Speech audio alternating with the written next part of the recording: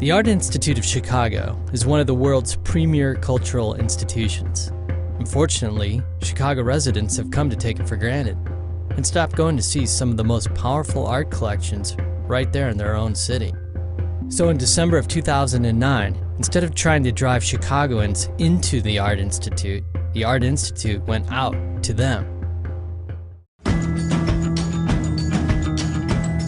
To fuel a year-long exhibit, 500 Ways of Looking at Modern, the RedCubeProject was launched, spreading the surprise and delight of a visit to the Art Institute out to 500 new locations, literally.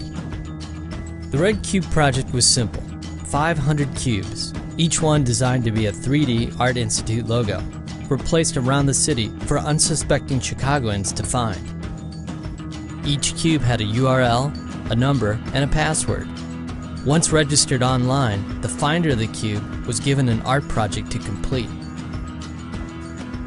Most of the cubes were small. Some of the cubes were large.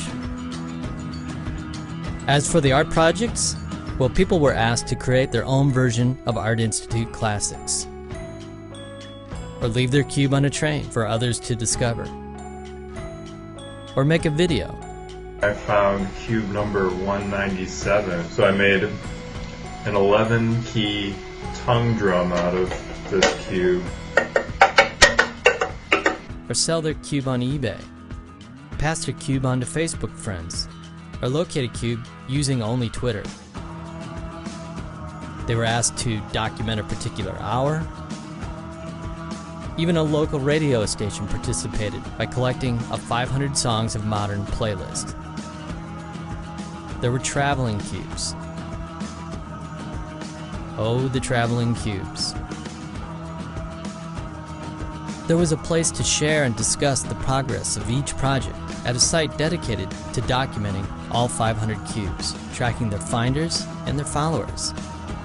To keep activity and conversations around the cubes going, lost cube flyers and a missing cube video were created, asking people to look for the cubes still out there somewhere. Of all the people who found cubes, over 60% played along, and those who didn't could make their own cube on the site. The campaign surprised and delighted thousands of Chicagoans. As a result, paid attendance went up significantly, and a cultural institution woke Chicagoans back up again to the powerful art right there in their own city. And the RedCubeProject became the most talked about campaign in the history of the Art Institute.